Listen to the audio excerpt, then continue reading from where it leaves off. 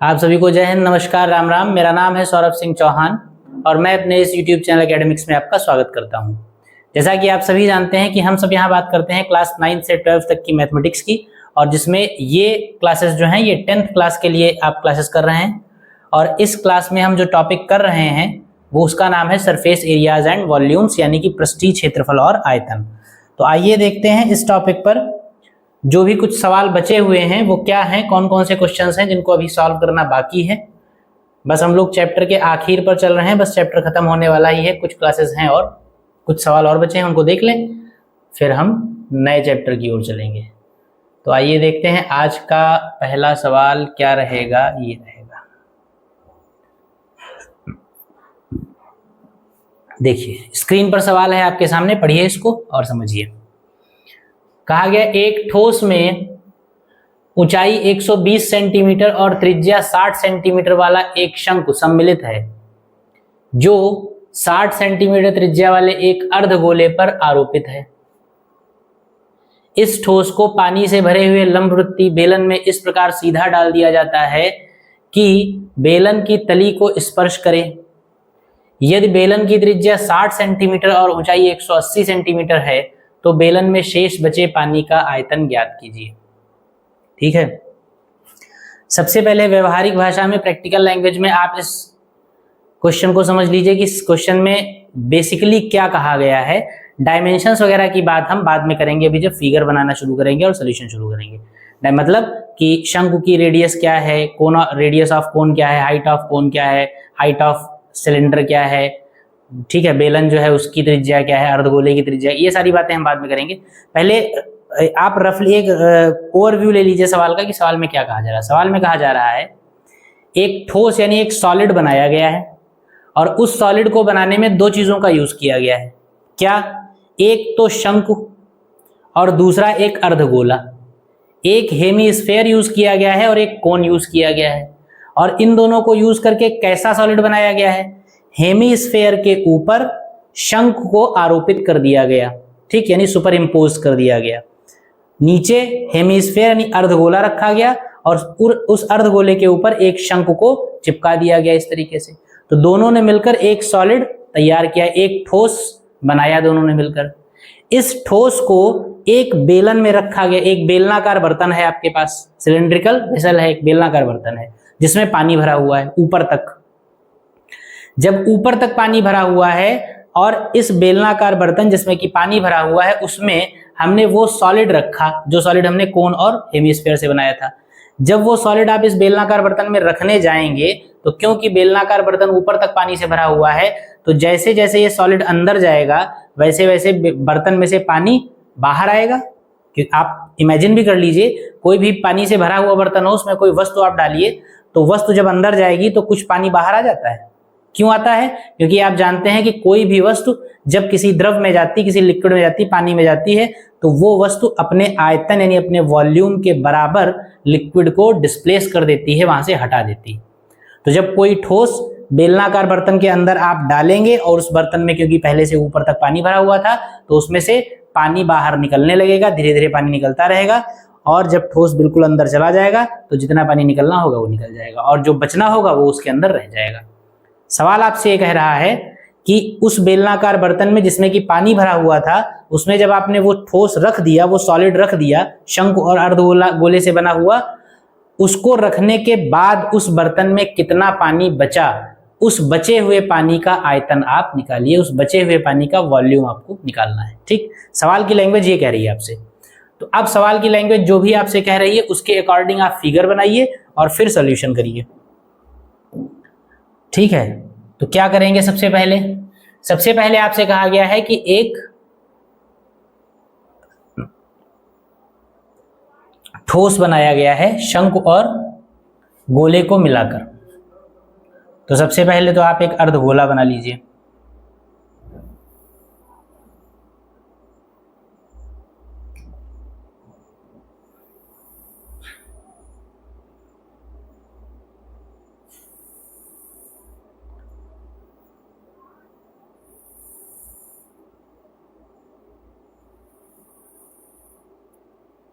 एक अर्धगोला बना लीजिए। इसके ऊपर क्या किया गया है, इसके ऊपर एक शंकु बना दिया गया है, तो इस पे एक शंकु जोड़ा गया है, तो इस पर एक शंकु जोड़ दीजिए। ठीक है, एक शंकु जोड़ दीजिए इस पर ऐसे, और इस तरीके से, फिर इस तरीके से ये शंकु जोड़ दिया गया इस पे। शंकु और अर्धगोले ने मिलकर एक सॉलिड बना लिया। अब इस सॉलिड को एक बेलनाकार बर्तन के अंदर रखा गया जो कि पानी से भरा हुआ है, तो यानी वो बेलनाकार बर्तन इसके चारों तरफ होगा। तो एक बेलनाकार बर्तन बना लीजिए, एक बेलनाकार बर्तन बना लीजिए।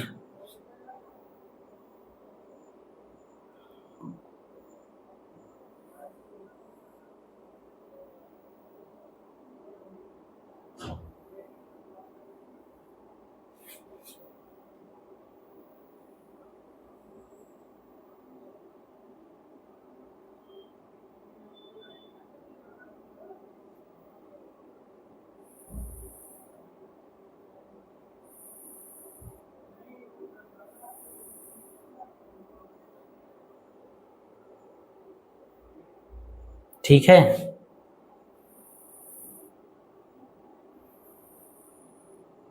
ये बेलनाकार बर्तन हो गया। जितनी आकृतियां थी वो सारी बन गई। एक शंकु को एक अर्धगोले के ऊपर आरोपित किया गया, मतलब उस पर सुपर इम्पोज किया गया, उसमें अटैच किया गया, अटैच करके एक सॉलिड बनाया गया। उस सॉलिड को एक सिलेंडर यानी एक बेलनाकार बर्तन में रखा गया। ये बर्तन पानी से भरा हुआ है, तो पानी से भरा हुआ है तो ठीक है, वो बात बाद में देखेंगे। अब इसके जो डायमेंशंस दे रखे हैं वो आप बना लिख लीजिए। एक ठोस में ऊंचाई 120 सेंटीमीटर और त्रिज्या 60 सेंटीमीटर वाला एक शंकु, जो शंकु है उसकी त्रिज्या 60 सेंटीमीटर है और ऊंचाई 120 सेंटीमीटर है। जो शंकु है उसकी त्रिज्या यानी कि रेडियस, कोन की रेडियस जो है वो कितनी दे रखी है, 60 सेंटीमीटर दे रखी है। ठीक है, कोन की रेडियस 60 सेंटीमीटर दे रखी है, तो जो कोन की होगी वही अर्धवृत्त यानी कि हेमिस्फीयर की होगी। और इस कोन यानी इस शंकु की ऊंचाई 120 सेंटीमीटर है, यानी ये जो डिस्टेंस है ये कितनी है, 120 सेंटीमीटर।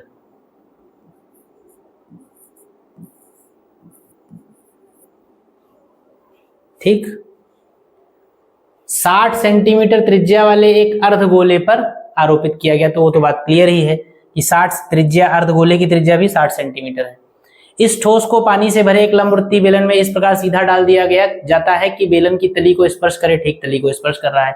यदि बेलन की त्रिज्या 60 सेंटीमीटर और ऊंचाई 180 सेंटीमीटर हो, बेलन जो है उसकी रेडियस भी कितनी है, 60 सेंटीमीटर, तो बेलन की पहले बेलन का एक्सिस बना लीजिए। पहले होगा बेलन का एक्सिस भी सेम ही, ये बेलन का एक्सिस हो गया। बेलन की रेडियस जो है ये भी आपको कितनी दे रखी है, 60 सेंटीमीटर, और बेलन की हाइट जो है वो कितनी दे रखी है, 180 सेंटीमीटर, यानी कि ऊपर भी शंकु स्पर्श कर रहा है और नीचे भी स्पर्श कर रहा है, कि 120 है और 60 है।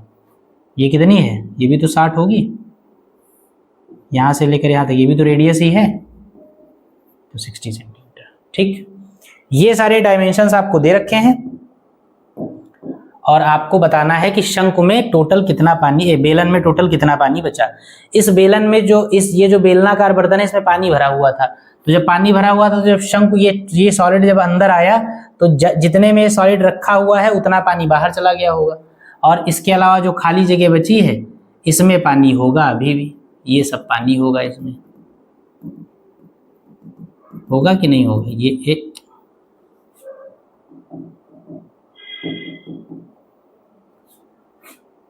ये सब पानी होगा।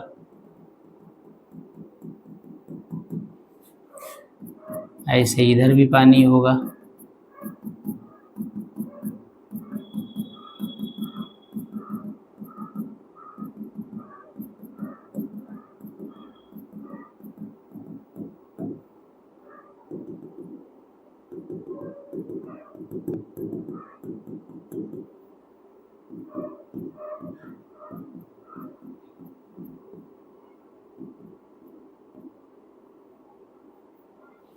ये सब पानी होगा। तो इसी बचे हुए पानी का आपको वॉल्यूम निकालना है। ठीक है, देखिए कैसे निकालेंगे, आइए शुरू करते हैं।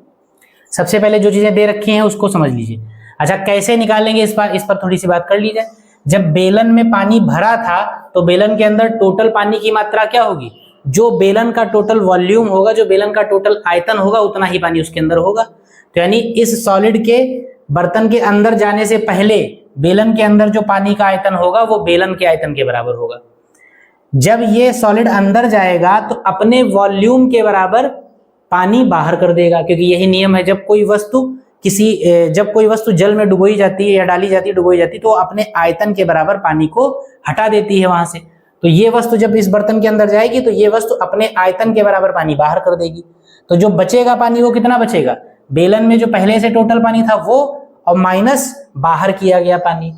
तो बेलन में जो पहले से पानी था वो बेलन का आयतन, यानी बेलन का आयतन, और जो बाहर किया गया वो इस सॉलिड का आयतन। और इस सॉलिड का आयतन क्या होगा, शंकु का आयतन प्लस अर्धगोले का आयतन।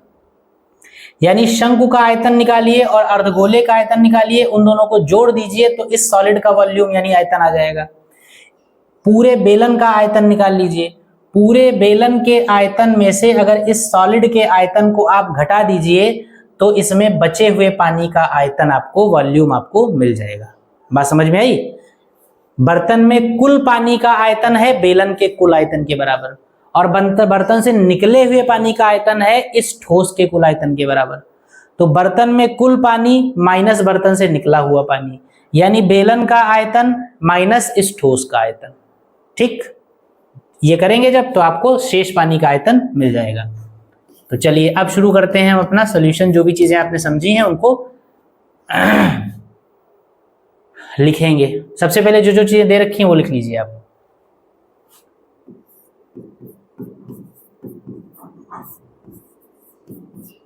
बेलन की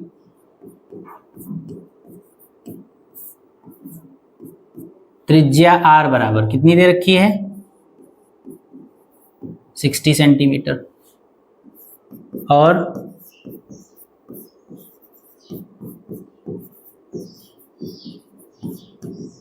बेलन की ऊंचाई h बराबर, बेलन की ऊंचाई कितनी दे रखी है 180 सेंटीमीटर। तो बताइए इस बेलनाकार बर्तन के अंदर कुल पानी कितना होगा, लिखेंगे।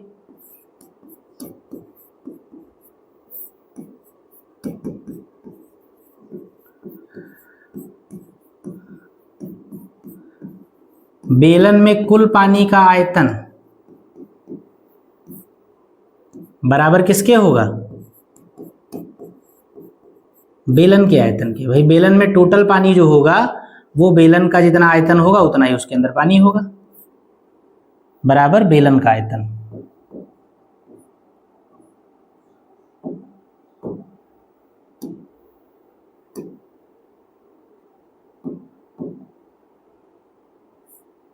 बेलन का आयतन, इसको आप कह दीजिए V1 कितना है, इसको आप कह दीजिए R1, इसको आप कह दीजिए H1।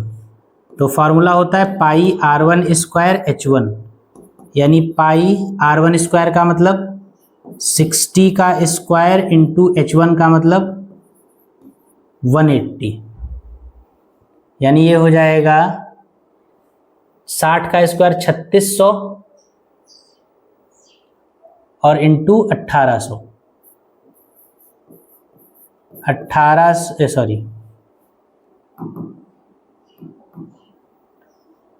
180 गुणे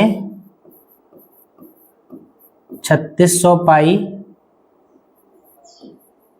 सेंटीमीटर क्यूब। ये V1 की वैल्यू आ गई। V1 क्या है, बेलन में कुल पानी कितना था इस बात का आयतन। बेलन में कुल पानी का आयतन अगर आपको निकालना है तो बेलन का आयतन हमने निकाल लिया, उतना ही पानी बेलन के अंदर होगा। वो आ गया हमारा V1 180 इंटू 3600 पाई सेंटीमीटर क्यूब। इसको सॉल्व नहीं करेंगे क्योंकि अभी आगे इनको जोड़ घटाना करना पड़ेगा, तो बाद में फाइनली इनको एक साथ कैलकुलेट करेंगे। उसके बाद बाकी की विमाएं लिखिए।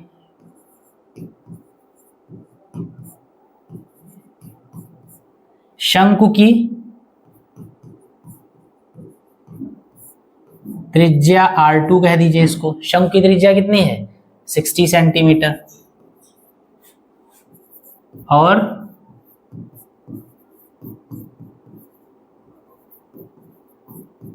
शंकु की ऊंचाई H2 बराबर कितनी है 120 सेंटीमीटर शंकु की ऊंचाई लिखेंगे। इसलिए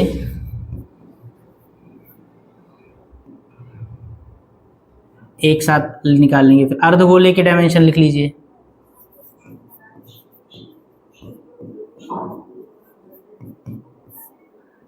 अर्धगोले की त्रिज्या कितनी दे रखी है, हेमीस्फेयर की रेडियस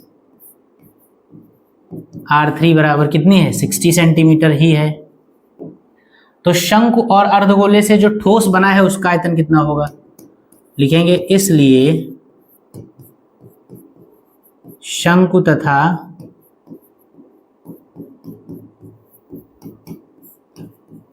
अर्धगोले से बने ठोस का आयतन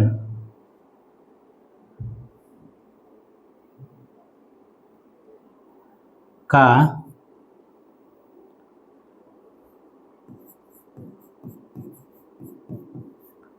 आयतन बराबर क्या होगा, शंकु का आयतन निकाल लेंगे और प्लस अर्धगोले का आयतन निकाल लेंगे। ठीक है,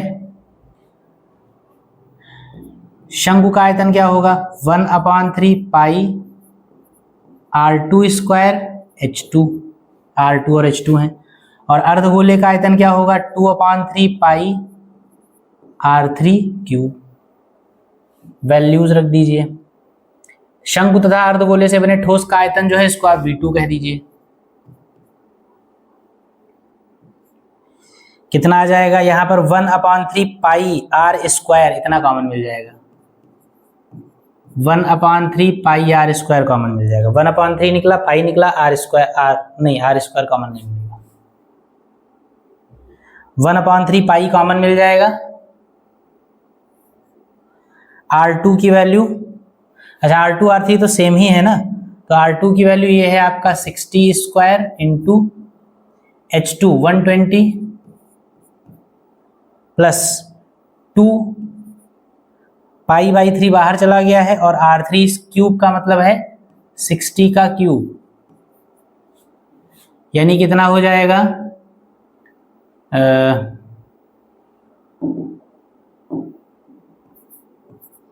V2 बराबर हो जाएगा पाई/3, 60 स्क्वायर भी कॉमन मिल जाएगा तो कितना बचेगा 120 प्लस 60 बचेगा, 60 दूना 120,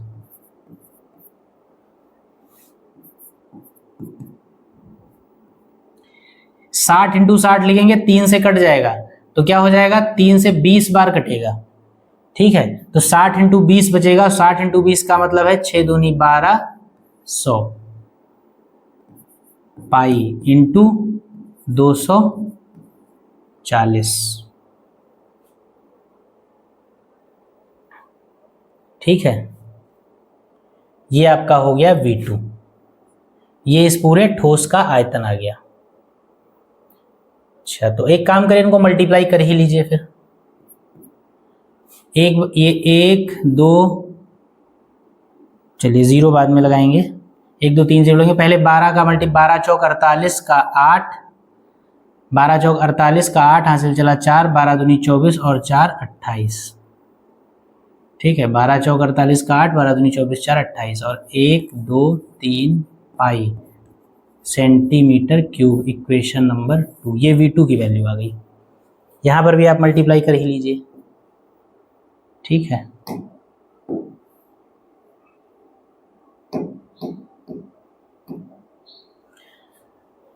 इसको मल्टीप्लाई कर लिए तो 18 से मल्टीप्लाई होगा तो कितना होगा 18 पंचे 90, 18 पंचे 90 और 18 छक्का 108, 108 का 8, 108 का 8, 10 चलेगा, 10 रहे बचेगा तो 18 तियां 18 18 36 54, 18 तिहाई 54 और 54 और 10 64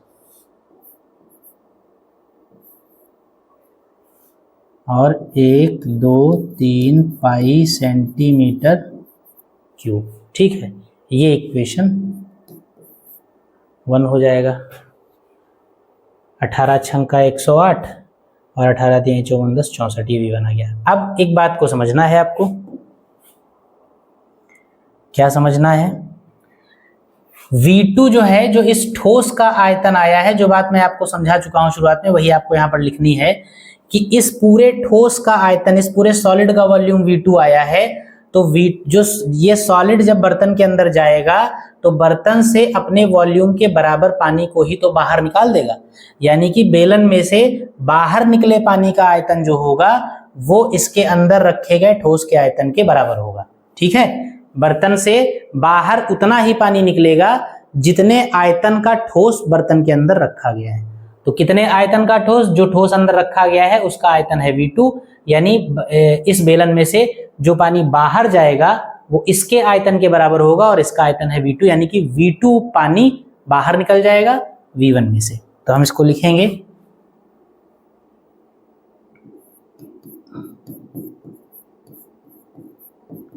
बर्तन से बाहर निकले पानी का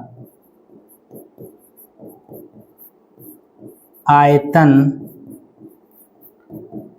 वही होगा जो बर्तन में रखे गए ठोस का आयतन होगा। ठीक है, क्या मतलब है इस बात का? इस बात का मतलब यह है, अर्थात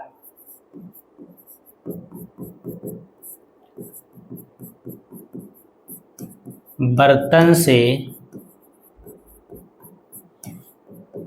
निकले पानी का आयतन V2 होगा। ठीक, अतः बर्तन में शेष पानी का आयतन क्या हो जाएगा? V बराबर क्या हो जाएगा? V1 minus V2। बर्तन में जो कुल पानी पहले से था यानी कि V1, और बर्तन में से जितना पानी निकल गया यानी कि V2। तो पहले वाले पानी में से निकले हुए पानी को घटा दीजिए तो जो बचा हुआ पानी है वो आ जाएगा। बचे हुए पानी को हमने V कह दिया तो V equal to V1 minus V2 होगा। V1 V2 की वैल्यूज रख लीजिए और सॉल्व कर लीजिए। V1 की वैल्यू कितनी है? 648,000 पाई सेंटीमीटर क्यूब माइनस V2 कितना है? 288,000 पाई, और ये सारा का सारा वॉल्यूम है इसलिए सेंटीमीटर क्यूब। इसको आप सॉल्व कर लीजिए। देखिए 0 तो 3 ऐसे ही बने रहेंगे, 1 2 3 और पाई, ये तो बना रहेगा। 8 में से 8 चला गया 0 बचा, 4 में से 8 जाएगा नहीं तो 14 में से 8 चला गया 6, 8 6 14, 5 में से 2 चला गया 3 बचा, सेंटीमीटर क्यूब। ठीक है, इतना पानी जो है इस बर्तन में बचेगा। अब आप क्या करिए, इसमें पाई की रख दीजिए वैल्यू, पाई की वैल्यू रख के इसको सॉल्व कर लीजिए। तो अब इधर वाले को साफ कर दीजिए। आप अपना लिखते रहिएगा या स्क्रीनशॉट वगैरह लेते रहिएगा, जो भी लेना है आपको। यहां पर हम क्या करें, पाई की वैल्यू रख दें 00 इंटू 22/7 सेंटीमीटर क्यूब। कितना हो जाएगा? V बराबर 22 से मल्टीप्लाई कर दीजिए, उसके बाद 7 से जो है डिवाइड कर दीजिए। 3 4 0 पहले लिख लीजिए। 22 का 6 से गुणा होगा तो 20 छक्का 120 और 2 छंग 12 132 आएगा। 22 छक्का 132, 132 का 2 हासिल चलेगा 13, 22 तिहाई 66, 66 और 13, 66 और 10 76 और 3 79, 7 9 और 1 2 3 4 0 और अपान में 7 और ये सेंटीमीटर क्यूब, यानी V इक्वल टू आ जाएगा 7 से कैंसिल करिए, 7 एकम 7, फिर इसमें लगाएंगे 7 एकम 7, 2 बचेगा, 7 तिहाई 21, 1 बचेगा, 7 एकम 7, 3 बचेगा, 7 चौक 28, 7 चौक 28, 2 बचेगा, 7 दूनी 14, 6 बचेगा, 7 अट्ठे 56, 4 बचेगा, 7 बचे 35, 5 बचेगा, 7 सत्ते 49, बस छोड़ दीजिए। V इक्वल टू ये इतनी बड़ी सी डिजिट आ गई, इतना पानी बचेगा। अब इसको आप चाहें तो मीटर में चेंज कर लीजिए। मीटर में अगर आप चेंज करेंगे तो 100 100 और 100 100 100 100, इसको मीटर में चेंज कर लिए। मीटर में चेंज करने के लिए क्या करेंगे, हर 1 सेंटीमीटर के लिए हम 100 से भाग करेंगे, और यहाँ पर कितने सेंटीमीटर हैं, क्यूब है, तो 100 से 3 बार डिवाइड करेंगे, तो इसको क्या लिख सकते हैं, 1131428.57 अपॉन, अगर सेंटीमीटर होता तो हम 100 से डिवाइड करते, सेंटीमीटर स्क्वायर होता तो एक और 100, और क्यूब है तो एक और 100, और अब ये क्या बन गया, मीटर क्यूब बन गया सेंटीमीटर से। 6 अंक पॉइंट इधर खिसक आएगा, 1 2 3 4 5 6, यानी क्या आएगा 1.1314285 मीटर क्यूब। तो इतना बड़ा पॉइंट के बाद लिखने की जरूरत नहीं है, तो लिखेंगे 1.13 मीटर क्यूब। इतना पानी, जो पानी बचा बेलन के अंदर उसका वॉल्यूम इतना है। और अगर उसकी मात्रा लीटर में पूछी जाती तो हम यहीं पर लीटर में कन्वर्ट कर लेते, 1000 से डिवाइड करते, इसको लीटर में कन्वर्ट हो जाता, ठीक, क्योंकि 1000 सेंटीमीटर क्यूब बराबर 1 लीटर पानी होता है। तो ये आपका सवाल लग गया, बर्तन में कितना पानी बचा वो आपको पता चल गया, इसको नोट कर लीजिए। और फिर अगला सवाल लगाते हैं हम लोग, ठीक है। चलिए फटाफट नोट करिए, हम लोग चलते हैं अब अगले सवाल पे। इसमें स्क्रीनशॉट वगैरह जो भी लेना हो, मैं हट जा रहा हूं सामने से, ले लीजिए आप। ये चलिए अगले क्वेश्चन पे हम लोग हैं। अगला सवाल आपके सामने कह रहा है कि a solid iron pillar is made of a cylinder of height 220 centimetre and base diameter 24 centimetre on which is superimposed another cylinder is of height 60 centimeter and radius 8 centimeter. Find the mass of this pillar given that the mass of 1 centimeter, 1 centimeter नहीं 1 centimeter cube होगा, 1 centimeter cube of iron is approximately 8 grams। ठीक, कहा गया है एक pillar बनाया गया है, आयरन का, लोहे का एक पिलर बनाया गया है, और उस पिलर का डिजाइन क्या है, उस पिलर के डिजाइन में एक बड़ा बेलनाकार पिलर नीचे है और उसके ऊपर एक छोटा बेलनाकार पिलर है, यानी पिलर का डिजाइन कुछ ऐसा है, कुछ ऐसा है। पिलर में नीचे वाले हिस्से में एक बड़ा बेलन है और उसके ऊपर एक छोटा बेलन है, नीचे वाले हिस्से में बड़ा सिलेंड्रिकल पिलर है और उसके ऊपर एक छोटा सिलेंड्रिकल पिलर है, ठीक। दोनों की डायमेंशंस दे रखे हैं, दोनों की नापें दे रखी हैं, मेजरमेंट्स दे रखे हैं कि क्या रेडियस इसकी है, क्या ऊंचाई इसकी है, और इसकी रेडियस और इसकी ऊंचाई क्या है, ये भी दे रखा है। आपसे कहा गया है कि इस पिलर को बनाने में जितना भी आयरन, जितना भी धातु लगी हुई है, उसका द्रव्यमान बताइए आप। द्रव्यमान का मतलब मास पूछा गया है, मास का मतलब द्रव्यमान बताइए। द्रव्यमान कैसे निकालते हैं आप? द्रव्यमान का फॉर्मूला होता है आयतन गुणे घनत्व, डेंसिटी। मास इक्वल टू होता है वॉल्यूम इनटू डेंसिटी। जिस भी पदार्थ का या जिस भी चीज का या जिस भी वस्तु का द्रव्यमान आपको निकालना है, उसका अगर आप वॉल्यूम निकाल लीजिए और उस पदार्थ की डेंसिटी अगर आपको मालूम है तो वॉल्यूम को डेंसिटी से मल्टीप्लाई कर दीजिए, यानी कि आयतन को घनत्व से मल्टीप्लाई कर दीजिए, आपको द्रव्यमान मिल जाएगा। आयतन निकालने के लिए हमारे पास बहुत सारी डायमेंशंस दे रखी, भाई इस पूरे पिलर का हमको द्रव्यमान बताना है, पूरे पिलर का द्रव्यमान बताने का मतलब पूरे पिलर का आयतन हमको निकालना है। ठीक, तो आयतन निकालने के लिए इसकी त्रिज्या और ऊंचाई दे रखी है और इसकी भी त्रिज्या और ऊंचाई दे रखी है, तो आयतन तो हम निकाल लेंगे। और रही बात घनत्व की, तो वो आपको यहां पर देखिए दे रखा है, कहा गया था that the mass of 1 centimetre cube of iron is approximately 8 grams. घनत्व क्या होता है? एकांक आयतन का जो द्रव्यमान होता है, एकांक आयतन का जो द्रव्यमान होता है वही घनत्व होता है। एकांक आयतन का मतलब यूनिट वॉल्यूम का जो मास होगा उसी को आप क्या कहेंगे? डेंसिटी। तो यहां पर देखिए 1 सेंटीमीटर क्यूब, क्या ये आयतन, सेंटीमीटर क्यूब का मतलब क्या? आयतन। 1 सेंटीमीटर क्यूब यानी कि एकांक आयतन।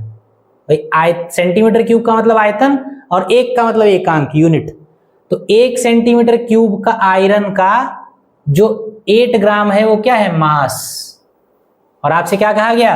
अगर यूनिट वॉल्यूम का मास आपको दे रखा है तो वो फिर डेंसिटी है, वो घनत्व है। घनत्व की परिभाषा ही यही होती है कि एकांक आयतन का द्रव्यमान ही घनत्व कहा जाता है। यूनिट वॉल्यूम का मास जो होता है वही डेंसिटी कहा जाता है। तो यहाँ पर यूनिट वॉल्यूम, एक सेंटीमीटर क्यूब है, सेंटीमीटर क्यूब का मतलब वॉल्यूम और एक का मतलब यूनिट। तो यूनिट वॉल्यूम का मास दे रखा है तो यानी कि ये डेंसिटी दे रखी है। तो यानी जो 8 ग्राम है ये क्या है? डेंसिटी, डी की वैल्यू दे रखी है।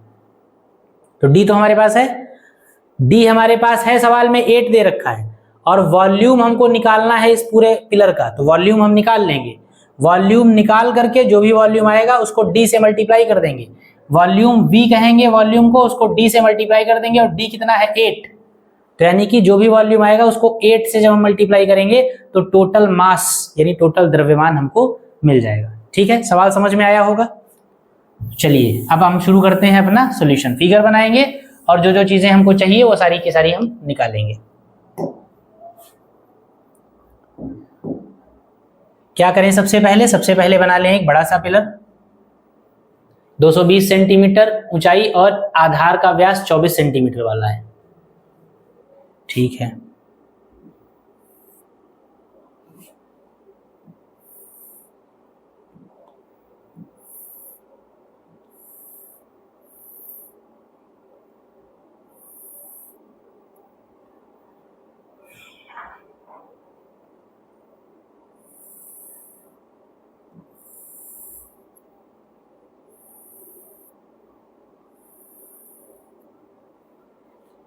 ये एक बेलन हो गया। ठीक है, और इसके ऊपर एक और बेलन बना है। एक और बेलन जो बना है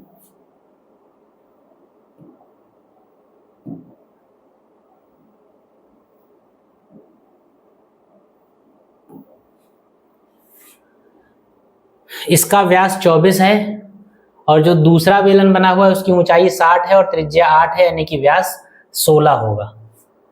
तो ये मान लीजिए दूसरा बेलन है।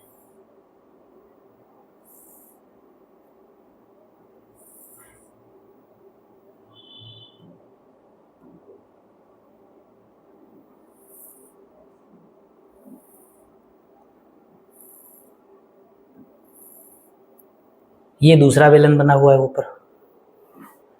अब इनके जो चीजें दे रखी हैं, जो जो नापें दे रखी हैं वो लिख लीजिए आप। क्या दे रखी है? नापें दे रखी है। पहले वाले बेलन की ऊंचाई 220 है और आधार का व्यास कितना है? आधार का व्यास है 24। तो ऊंचाई इसकी 220 है। ऊंचाई जो है वो कितनी है?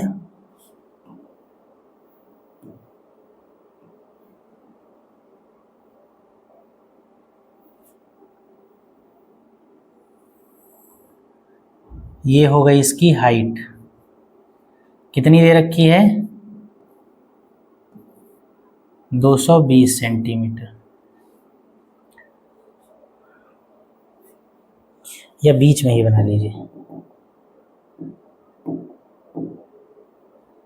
ये इसकी हाइट है।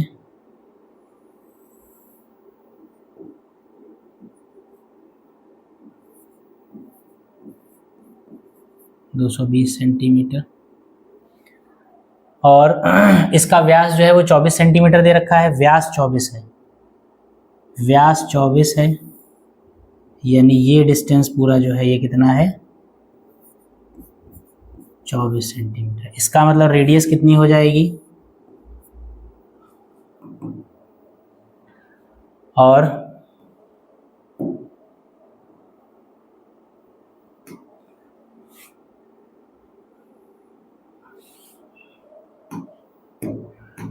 छोटे वाले की ऊंचाई 60 सेंटीमीटर है, ये ऊंचाई जो है ये कितनी है 60 सेंटीमीटर है, और इसकी रेडियस जो है वो, इसकी रेडियस आपको दे रखी है 8 सेंटीमीटर। ठीक है, तो इसकी रेडियस हम निकाल लेंगे। 24 व्यास है तो 12 सेंटीमीटर इसकी त्रिज्या हो जाएगी। ठीक, बस अब इस पूरे का हमको क्या निकालना है, आयतन निकालना है, पूरे का वॉल्यूम निकालना है। तो कुछ है नहीं, दोनों को जोड़ दीजिए, बस आयतन निकल आएगा। सबसे पहले जो चीजें दे रखी हैं उसको लिख लीजिए आप।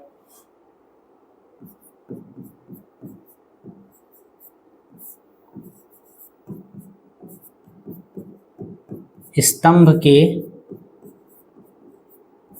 बड़े बेलन की विमाएं,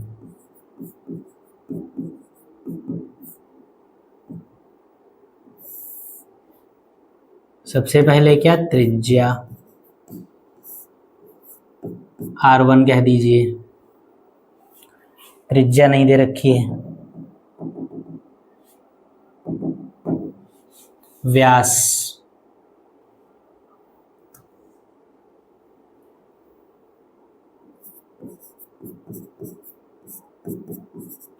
व्यास बराबर 24 सेंटीमीटर दे रखा है, इसलिए त्रिज्या यानी कि रेडियस जो है उसको आप R1 कह दीजिए, कितनी हो जाएगी 24/2 यानी कि 12 सेंटीमीटर। उसके बाद ऊंचाई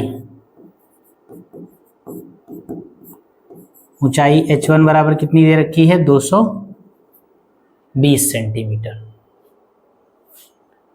ठीक, फिर स्तंभ के छोटे बेलन की विमाएं, स्तंभ के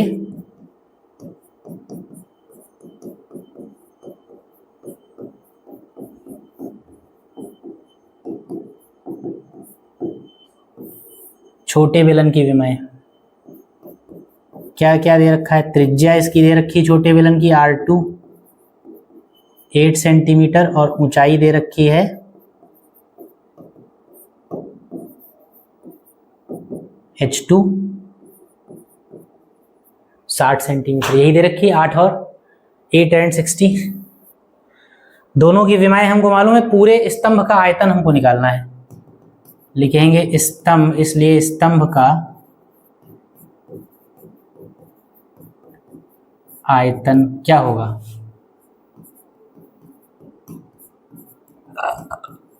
बड़े बेलन का आयतन प्लस छोटे बेलन का आयतन। बड़े बेलन का इस स्तंभ के आयतन को क्या कह दीजिए V। बड़े बेलन का आयतन क्या होगा पाई R1 स्क्वायर H1, और छोटे बेलन का क्या होगा पाई R2 square H2। Pi common मिल जाएगा, R1 स्क्वायर का मतलब है R1 है 12, तो 12 का स्क्वायर इंटू H1 का मतलब है 220, R2 स्क्वायर का मतलब है 8, तो 8 स्क्वायर इंटू H2 का मतलब है 60। ये आपका हो गया पाई, ये 144 आएगा इंटू 220 प्लस 8 अठाई 64 आएगा, और इंटू 60। ठीक है,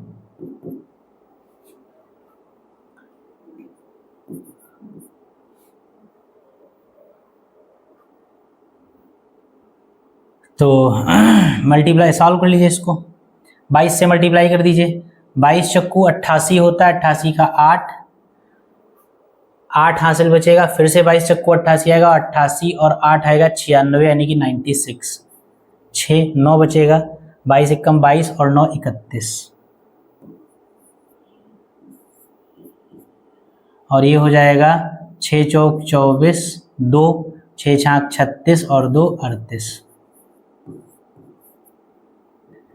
ये सेंटीमीटर क्यूब। इनको आप ऐड कर लीजिए तो V बराबर आ गया, आयतन आपका मिल जाएगा 0 और 0 हो जाएगा 8 और 4 12, 1 8 और 6 14, 14 और 1 15, 1 बचा, 3 और 1 4, 4 और 1 5, फिर 3। ये आपका आ गया आयतन, ठीक है। वॉल्यूम आपका आ गया और अब आपको निकालना है क्या, घनत्व।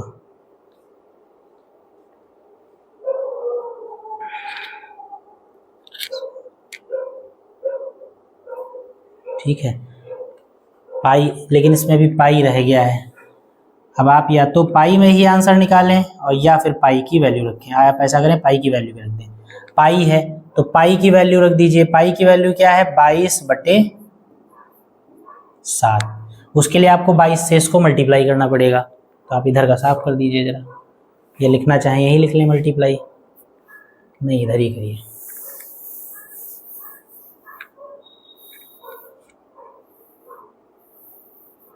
ठीक है, तो v इक्वल टू कितना हो जाएगा, 22 से आप मल्टीप्लाई करेंगे जब तो 0 रहेगा, 22 दूना 44 का 4 रहेगा, 4 बचा, 22 पंचे 110, 20 पंचे 100, 2 पंचे 10, 110, 110 में 4 जुड़ेगा 114 हो जाएगा, 114 का 4 आएगा, 11 हासिल बचेगा। फिर से 22 पंचे 110 और 22 पंचे 110 में कितना जुड़ेगा, 14 नहीं 15, 22 दूना 44 का 4 हासिल चला 4, 22 पंचे 110, 110 और 4 114, 114 का 4 हासिल चला 11, फिर 22 पंचे 110 और 110 में 11 जुड़ेगा तो 121 हो जाएगा, 121 का 1 हो जाएगा, हासिल चलेगा 12, 22 तिहाई 66, 66 और 12 66 और 10 76 और 2 78 और अपॉन 7 सेंटीमीटर क्यूब। ये आपका, यहाँ पर भी आप लिखते चलिए सेंटीमीटर क्यूब, इधर यहाँ पर भी सब कहीं लिख लीजिएगा। तो v इक्वल टू कितना आ जाएगा, कैंसिल कर दीजिए इसको, 7 1 7, 7 एकम 7, 7 एकम 7, 1 बचा, फिर से 7 एकम 7,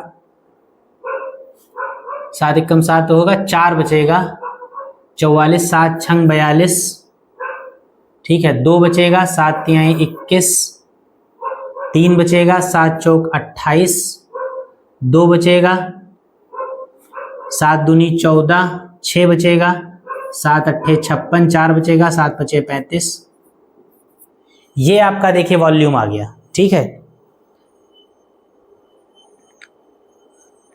11153 कुछ गलत हुआ है, 11153 7 एकम 7, 7 एकम 7, 1 बचा यानी 11, फिर 7 एकम 7, 7 छंग 42 होगा। मल्टीप्लाई चेक कर लीजिए एक बार,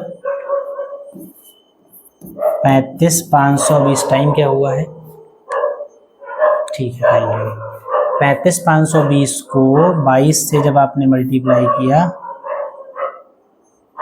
35 520 को 22 से मल्टीप्लाई करेंगे तो 0 2 दूनी 4, 2 पंचे 10, 2 पंचे 10 11 और 2 3 6 1 7, 0 4 0 1 7, 0 4 4 1 8 7, 7 8 1 4 4 0, ठीक, 7 8 1 1 4 को 1 4 4 0 को जब आप 7 से काटेंगे, 7 एकम 7, ठीक है, फिर 7 एकम 7, यहाँ 1 बचा, 7 एकम 7, 7 दूनी जो 7 एकम 7, 4 11, तो यहाँ पर बचेगा 4, 44, 44 में 7 छंग 42, 7 पचे 35, 7 छंग 42, ठीक है, 7 छंग 42 और 2 बचेगा, 7 तिहाई 21, 3 बचेगा, 7 चौक 28, ठीक बिल्कुल सही है।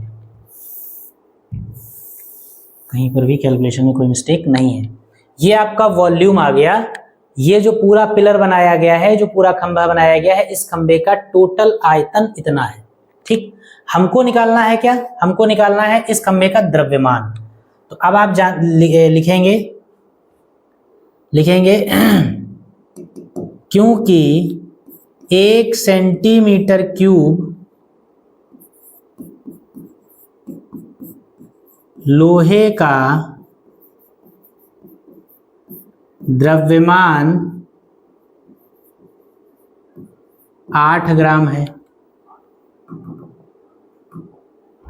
1 सेंटीमीटर क्यूब लोहे का द्रव्यमान 1 सेंटीमीटर क्यूब है। 1 सेंटीमीटर क्यूब लोहे का जो मास है, जो द्रव्यमान है, वो 8 ग्राम दे रखा है।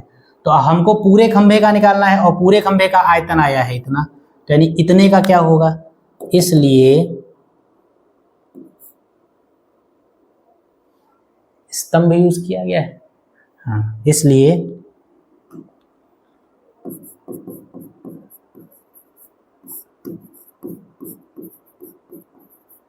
स्तंभ का द्रव्यमान क्या हो जाएगा, V इंटू 8। V क्या है, स्तंभ का आयतन, और V कितना है 11163.285 इंटू 8।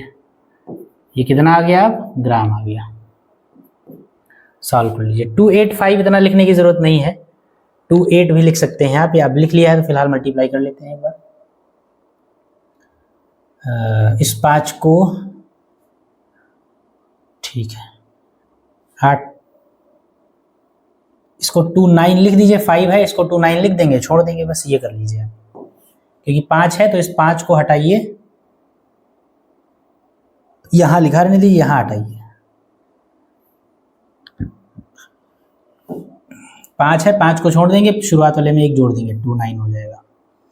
कितना हो जाएगा, मल्टीप्लाई करेंगे, 8 9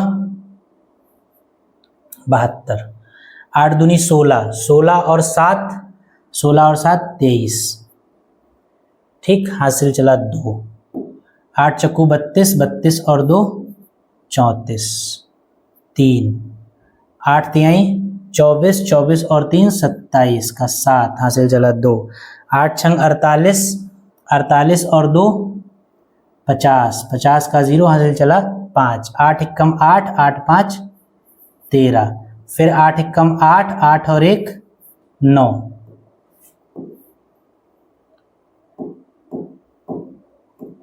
और फिर 8 एकम 8। ये आ गया ग्राम। देखिए, मिला लीजिए, यही आंसर है। ठीक है, 8 9, ठीक, यही आएगा। ये ग्राम है, इसको चाहें तो आप किलोग्राम में कन्वर्ट कर लीजिए। किलोग्राम में कन्वर्ट करेंगे तो 1000 से डिवाइड कर देंगे। जब 1000 से डिवाइड करेंगे तो 1 2 3 के बाद लग जाएगा आपका पॉइंट। ठीक,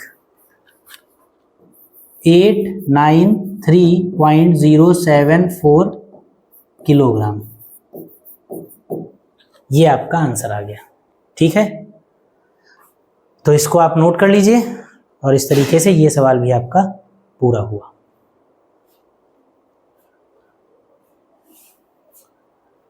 तो चलिए फिर यही तक आज की क्लास को रखते हैं, क्योंकि अब और सवाल लगाने भर का समय नहीं बचा है। तो आज की क्लास को हम लोग यहीं पर रोकते हैं, और कुछ नए सवालों के साथ हम लोग अगली क्लास में मिलेंगे। जो भी थोड़े बहुत सवाल बचे हैं उन सवालों के साथ हम लोग अगली क्लास में मिलेंगे। तब तक के लिए आप लोग पढ़ते रहिए, सवालों को लगाते रहिए, और मिलेंगे फिर हम अगली क्लास में। तब तक के लिए जय हिंद।